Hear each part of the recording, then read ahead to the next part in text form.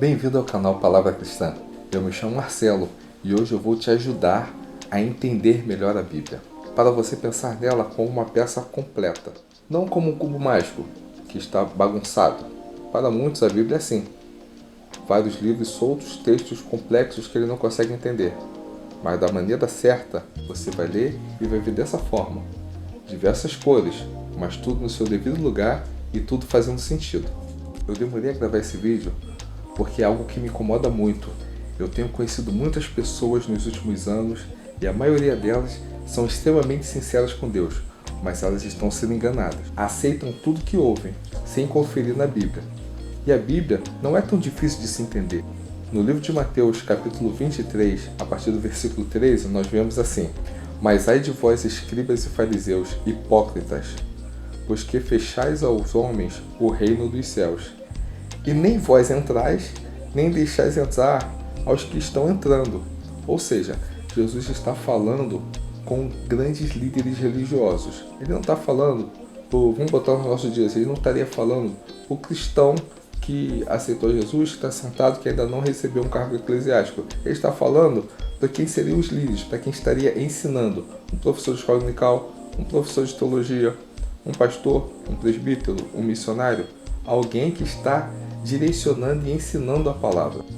Mas ele fala o seguinte: apesar de vocês serem líderes religiosos, vocês não estão entrando no reino dos céus e pior, estão impedindo outras pessoas de entrarem no reino dos céus.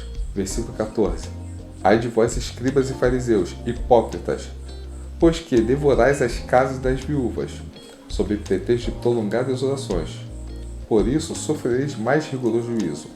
Eles escravizam a mente das pessoas mais simples, de viúvas e pessoas que estão emocionalmente dependentes.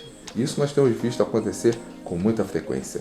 E no versículo 15, ai de vós, escribas e fariseus, hipócritas, pois que percorreis o mar e a terra para fazer um prosélito. O prosélito seria um novo convertido. E depois de o terdes feito, o fazeis filho do inferno 2 vezes mais do que vocês. Olha que coisa séria. A pessoa se converte, acha que está indo para a salvação, mas ela está caminhando para o inferno. Por quê? Porque o ensino está errado. Só que eu vou te ensinar hoje a você ler a Bíblia, entender e falar: espera aí, deixa eu ver se é isso mesmo que você está falando. Eu quero que você pegue a sua Bíblia e faça o seguinte: você vai abrir, eu deixei aqui marcado, livro de Mateus. Então, Mateus, você vai abrir. Você vai no Novo Testamento, no Velho Testamento, e vai procurar o livro de Neemias. Esdras, Neemias. Terminou Neemias, o próximo livro é Esther. Você vai parar aqui no final de Neemias, isso aqui. Mateus aqui. Tem esse espaço aqui no meio. Tudo que você vê aqui no meio, de Esther até Malaquias, historicamente, não está colado no Novo Testamento, não está ligado a Mateus. Por quê? Porque a história de Gênesis vem, a história de Israel, a história dos reis, dos juízes, tudo isso vem acontecendo até que termina Neemias. Quando termina Neemias, há um tempo de silêncio e você pula direto para Mateus. Essa é uma explicação muito válida que eu gosto sempre de passar para as pessoas. Todo esse meio aqui, de Esther até Malaquias, está incluído dentro dessa primeira parte, que vai até Neemias. Tudo que está escrito aqui está acontecendo cronologicamente dentro dessa primeira parte. Ou seja, quando você lê um salmo, aquele salmo foi escrito em que momento da história? Quando você lê uma profecia de Isaías, quando ele estava profetizando, em que momento da história? O que estava acontecendo em Israel? O que estava acontecendo no mundo? Quando você lê um profeta menor, por exemplo, Naum, Jonas, em que momento ele está vivendo? Jonas você vai encontrar na época dos reis. Olha que interessante. E é muito importante isso, você olhar as datas, para você poder fixar a mente em para quem está sendo dito. O que está acontecendo no momento? Eles estão vivendo um momento de prosperidade? Estão vivendo um momento de pobreza? Eles estão no país? Eles estão cativos em outro lugar? Quem é que está governando aquilo ali? Eles estão sendo fiéis a Deus? Eles estão se desviando da verdade? Isso que está sendo falado aconteceu antes da lei de Moisés ou pós-lei de Moisés? Tudo isso tem que ser levado em consideração na hora de ler a Bíblia. Por isso, sempre pegue para ler textos diferentes. Por exemplo, pegue uma Bíblia Revista Corrigida, Corrigida Fiel, King James, mas pega também uma NVI, uma NVT, e esteja lendo junto. Vai te ajudar no entendimento das palavras. Agora, sempre que encontrar uma palavra difícil, não pule, marque-a, vá no dicionário, procure entender a aplicação daquela palavra. Isso é muito importante, você entender o real significado da palavra e a aplicação dela.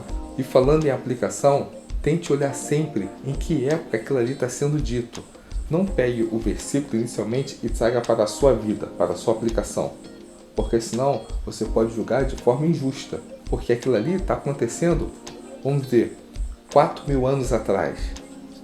Em outro país, com outra cultura, outras leis, se você começa a julgar com a nossa lei, 4.000 anos depois, em outro país, em outra cultura, possivelmente o julgamento vai ser errado e você vai perder a riqueza do texto e a riqueza daquela história que aconteceu naquela situação específica. Isso tem que ser levado em consideração. O texto é uma genealogia? É uma poesia? É um texto histórico ou é uma literatura de sabedoria? E falando de literatura de sabedoria, é muito importante saber aplicar o que está sendo lido. Por exemplo, muitas pessoas hoje, principalmente eu tenho visto ímpios, usando o livro de Provérbios como se ali fosse uma bússola para encontrar riqueza e prosperidade. Mas vamos analisar alguns fatos. Para pegar todo o conhecimento de Provérbios, é necessário estudar junto Jó e Eclesiastes. Esses 3 livros devem andar juntos. Por quê? Fica muito fácil pegar uma sabedoria e distorcer para uma sabedoria mundana. Para você ter a sabedoria divina de forma completa, você precisa pegar Jó, Eclesiastes e Provérbios. Lendo somente Provérbios, você vai ver que se você é justo, você fica rico.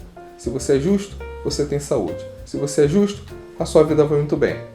Mas quando você pega o livro de Jó, você vê que mesmo sendo justo, se for necessário para conhecer a Deus, você pode ficar pobre. Você pode ser justo, mas se for necessário para você conhecer a Deus, você pode perder todos os seus filhos.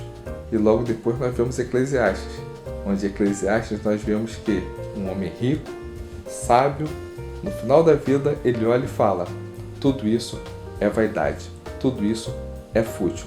Todas as riquezas que eu tive, eu considero fútil. Por quê? Porque ele entendeu que a maior sabedoria é temer o Senhor. E muitas pessoas querem pegar as chaves, os códigos para ficar rico, mas não quer pegar as chaves e códigos dos mandamentos do Senhor para obedecê-lo. E esse é o início da sabedoria, temer o Senhor. Quando nós pegamos o livro de Jó, mais de 80% dele são conselhos ruins. No final do livro, Deus diz que o que os amigos dele estavam falando, os 3 primeiros amigos, Deus fala: estão falando besteira. O que estão falando sobre mim está errado. Logo, se eu pego um texto isolado e acho bonito e aplico, possivelmente vou estar pegando o texto errado e aplicando de forma errada. A sabedoria de Deus, ela é completa. Quem pega texto isolado e usa é Satanás, não Deus, pois foi assim que Satanás tentou Jesus. Ele usava texto isolado para tentar Jesus, e Jesus dizia: mas também está escrito. Veja que Jesus não repreendeu, Jesus não usou o poder, ele usou a própria palavra para mostrar que existe contexto. E quando Jesus usava dessa forma, ele vinha com um versículo isolado, Jesus vinha complementando para dizer: não é bem assim, você está interpretando errado. O inimigo não conseguia responder, e ele mudava de assunto, para você ver a importância de conhecer toda a Bíblia, e não somente um livro ou versículos soltos. No livro de Atos, nós vemos Paulo falando de uma igreja que era considerada excelente. Por que ela foi considerada assim, de grande valor, de excelência?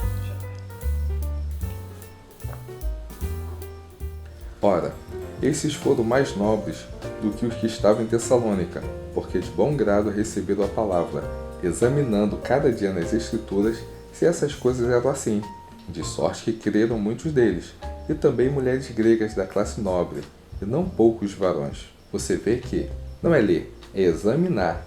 E examinar, a gente só consegue examinar um texto quando nós tiramos as nossas razões e começamos a aceitar o que o texto está dizendo. É óbvio que a Bíblia diz a verdade, mas muitas vezes ela é mal interpretada. E nós devemos ter cuidado com isso. No versículo 16 e 17 diz assim: E enquanto Paulo os esperava em Atenas, o seu espírito se comovia em si mesmo, vendo a cidade tão entregue à idolatria. Logo, o que está incomodando Paulo não é provar se ele está certo ou errado, mas sim acabar com a idolatria, chegar com a salvação. De sorte que disputava na sinagoga com os judeus e religiosos, e todos os dias na praça com os que se apresentavam. E alguns dos filósofos, epicureus e estoicos contendiam com ele.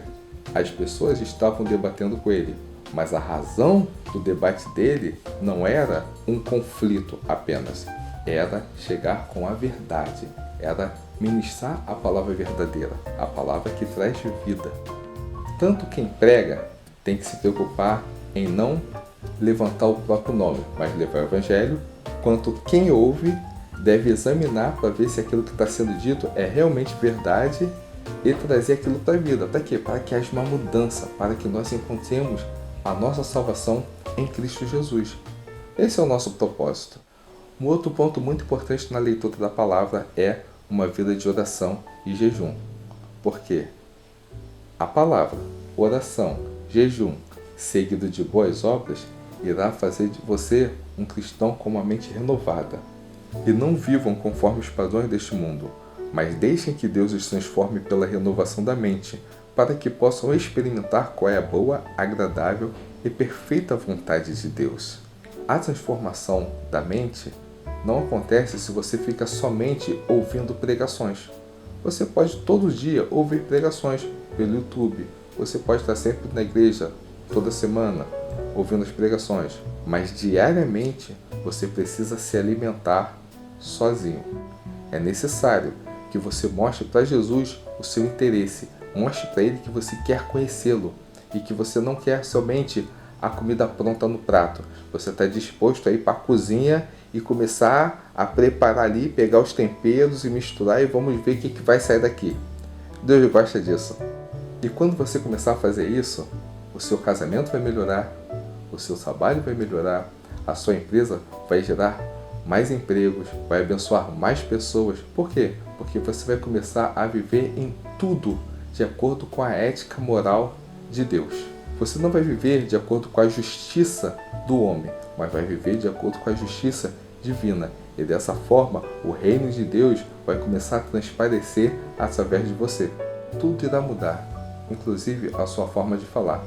Vocês fazem parte do povo de Deus, portanto, qualquer tipo de imoralidade sexual, indecência ou cobiça não pode ser nem mesmo assunto de conversa entre vocês.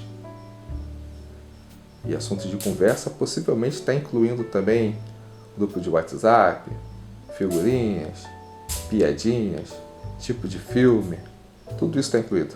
Não usem palavras indecentes, nem digam coisas tolas ou sujas, pois isso não convém a vocês. Pelo contrário, digam palavras de gratidão a Deus. Outra coisa muito importante, um cristão que não estuda a Bíblia não sabe fazer perguntas.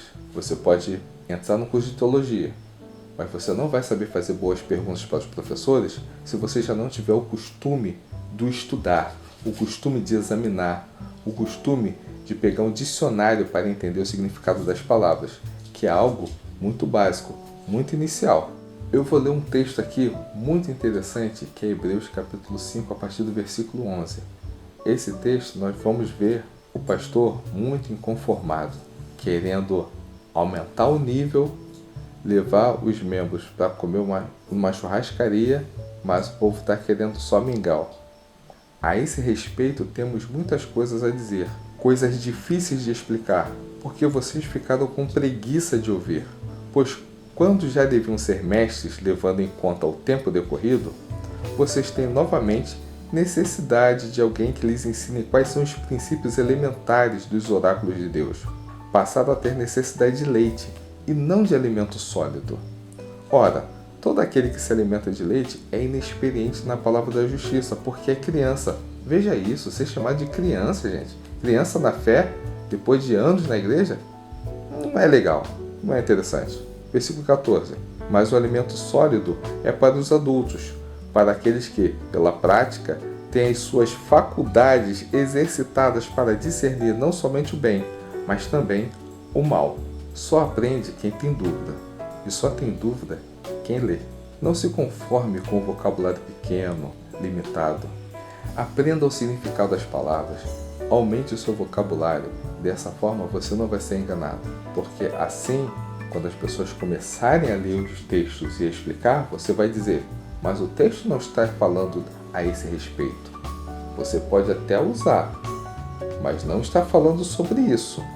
Você está distorcendo o sentido das palavras.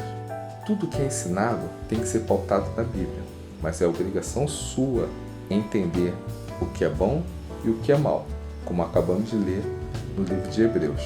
Mas você pode dizer: mas para você é fácil.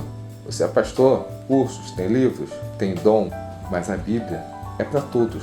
A Bíblia não é para o pastor, a Bíblia é para todos. Existem livros hoje que nos ajudam. Por exemplo, eu vou deixar aqui na descrição o nome de um livro, que é muito bom. Vou até ver se eu consigo colocar a imagem para você. Pois esse livro, ele é antigo, mas os textos dele são muito objetivos. Ele vai te explicar, livro por livro, do que aquele livro vai tratar e vai te explicar. E vai te situar também no tempo, na história. Tudo isso que a gente já tem conversado. Use também uma concordância bíblica. Muitas bíblias de estudo atrás já tem uma concordância, mas eu recomendo que você coloque uma concordância separada, de uma forma mais completa. Poderia ser uma concordância Joshua, só que ela é muito cara. Então compre uma. Eu durante muito tempo usei uma fininha e me ajudou bastante. Concordância ajuda muito. E para finalizar, eu quero deixar para sua reflexão a parábola das 10 virgens, pois 5 delas estavam na igreja, elas tinham azeite, mas elas não exageravam muito. Possivelmente essas 5, que no texto são chamadas de loucas, elas olhavam para as outras 5 e diziam: vocês são fanáticas, vocês querem ser santarronas, vocês estão exagerando, não precisa ser assim. Só que elas tinham azeite, mas as outras tinham azeite e tinham reserva de azeite. Pense nisso. No final, quando Jesus vier, ele vai buscar aqueles que têm azeite e têm reserva de azeite. Ou seja, nunca param de buscar e nunca estão satisfeitos com aquilo que já alcançaram, pois entendem que Deus tem muito mais para dar. Se você acha que um pastor é um bom pregador, ou aquele livro é maravilhoso, aquele autor escreve coisas lindas, acredite, Deus tem muito mais ainda para nos dar. Continue buscando, você vai crescer muito. Esse é um vídeo um pouco diferente, é um vídeo de dicas, porque eu quero que você cresça. Porque tem muita liderança enganando. Tem muitas pessoas boas, pessoas inteligentes, que não questionam tudo que é falado, tudo que é ensinado. E isso tem atrapalhado o crescimento espiritual dessas pessoas. Não seja você um desses. Não caia nisso. E quanto ao livro que eu indiquei, são livros baratos. Se você não tiver condição, peça ao seu pastor. Eu tenho certeza que ele vai ficar muito feliz em te presentear. Eu espero que isso te ajude. Se tiver dúvidas, coloque nos comentários. Deixe suas perguntas. Vamos nos comunicar. Porque mais importante que me ouvir é eu poder te ouvir também. Compartilhe com seus amigos. Se inscreva no canal e até o próximo vídeo.